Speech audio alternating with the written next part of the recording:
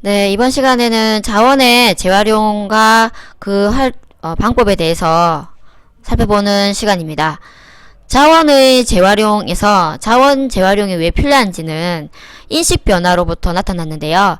20세기 후반부터 폐기물의 양이 많아짐에 따라서 이제 폐기물을 처리해야 할 대상에서 재활용을 그 폐기물로 나온 그것을 다시 쓰는 재활용할 수 있는 자원으로 사회적 인식이 변화가 일어났으며 이를 위해서 과학적 방법이 개발되고 있는 거죠. 그래서 폐기물은 크게 건축물의 철거 산업 활동으로 남는 폐기물 같은 사업장 폐기물과 크게 두 가지로 나눌 수가 있는데, 사업장 폐기물과 일상생활에서 발생되는 음식물 쓰레기와 같은 생활 쓰레기로 구분될 수가 있습니다. 크게 두 가지로 폐기물은. 사업장 폐기물은 한 곳에 집적되어 나타나고 인체나 환경에 매우 유해한 것들이 많아서 조직적으로 관리할 필요가 있죠. 그런데 일상생활에서 발생하는 폐기물은 전체적인 양은 방대하지만 곳곳 집 곳곳에 다 쓰레기를 배출하니까 너무너무 많은 양이 많지만 이를 수거하여 재활용하는 것은 쉽지 않다라는 거죠. 우리나라는 폐기물 재활용 시설 설치, 시범단지 운영 등을 하고 있고 자원의 재활용과 재활용 촉진에 관한 법률을 제정하여서 폐기물의 발생을 원칙적으로 줄이고 재활용을 촉진시키기 위해 노력하고 있다라는 것이 핵심 내용입니다. 법으로 지정했기 때문에 따를 수밖에 없게 만들어 놓은 거죠. 그래서 이렇게 자원을 이제 재활용하는 그것을 우리가 자원순환이라고 하는데, 자원순환이란 폐기물의 발생을 최대한 억제하고 발생된 폐기물을 적정하게 재활용하고 회수하여 처리하는 자원의 순환 과정을 환경 친화적으로 관리하는 것을 의미하는 겁니다. 즉, 자원을 재활용해서 다시 쓰는 걸 자원순환 과정 중에 하나인데, 이러한 자원순환이라는 의미는 폐기물의 발생을 먼저 원천적으로 발생하는 그 수를 최대한 억제하고, 그래도 발생된 폐기물은 적정하게 재활용하고 회수해서 처리하는데 그 과정을 환경 친화적으로 관리하는 것을 전체적으로 자원순환이라고 하는 겁니다. 그러면 이러한 자원순환 결과 폐기되는 자원을 최소화하고 근원적인 천연 자원의 고갈 시기를 늦추고 폐기물로 인해 발생하는 환경 문제를 감소시킬 수 있는 것이 자원순환의 효과입니다. 자원순환의 개념은 4R의 개념으로 정리할 수 있습니다. R이 4개인데 그 중에 하나가 리덕션, 감량을 의미하는 거죠. 이것은 생산, 유통, 소비 단계에서 폐기물을 감량하는 것입니다. 그 리유즈는, 유즈가 이제 사용하는 건데 다시 사용하는 거죠. 그래서 리유즈는 발생된 폐기물의 재사용이죠.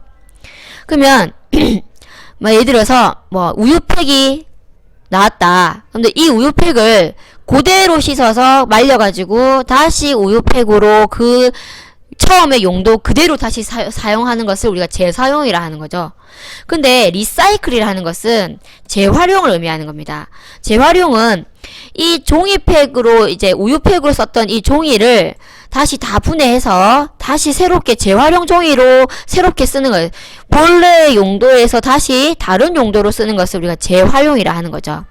이 둘의 의미를 여러분이 명확하게 구분을 했으면 좋겠습니다.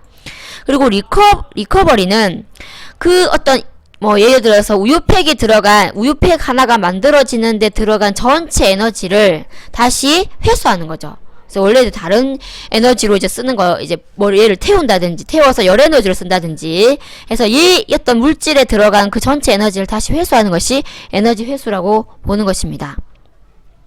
이렇게 자원순환의 개념은 4R, 4개의 R의 의미로 정의될 수 있고, 그것이 리덕션, 리유즈, 리사이클, 리커버리로 정리가 된다는 것입니다. 자, 그래서 이렇게 자원순환이 일어나고 있고요. 중요한 거는 이렇게 단계로 일어나고 있는 건데, 그렇게 중요한 거는 이렇게 일어나고 있다라는 것이, 자원순환이 이렇게 일어나고 있다라는 것이 알고 있는 것이 중요합니다. 그리고 자원 재활용 기술이 있는데, 이제 본격적으로 이제 자원을 재활용하는 기술도 여러 가지가 있는데, 그 중에서 세부적으로 빈 병의 경우는 그대로 수거해서 특별한 재생 과정 없이 씻어가지고 바로 이용할 수 있습니다. 그런데 폐지나 폐비닐 등은 재생 과정을 다시 거쳐야 되죠. 그러므로 폐기물을 처리하는 이러한 기술이 필요합니다. 그래서 우리나라는 1980년대 후반부터 고밀도 폐비닐 처리 공장을 사실은 설립해서 가동하고 있고요.